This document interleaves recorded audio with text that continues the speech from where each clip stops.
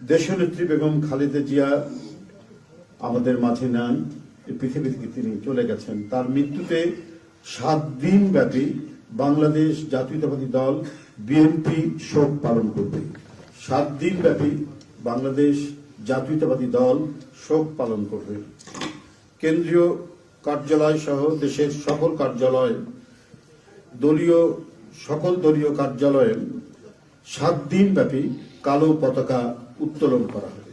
7 দিন ব্যাপী কালো পতাকা উত্তোলন করা হবে। দলের সকল স্তরের নেতাকর্মীরা এই 7 দিন ব্যাপী কালো ব্যাজ ধারণ করবেন। 7 দিন ব্যাপী কালো ব্যাজ ধারণ করবেন। সব মশার বিরুদ্ধে সুরক্ষা দিতে এলো বসুন্ধরা এক্সট্রিম অ্যারোসল। মশার বিরুদ্ধে এক্সট্রিম সুরক্ষা। প্রতিটি দলীয় কার্যালয় দেশনেত্রীর জন্য 7 দিন ব্যাপী কোরআন খতম ও দোয়া অনুষ্ঠিত হবে। কোরআন খতম ও দোয়া মাহফিল অনুষ্ঠিত হবে।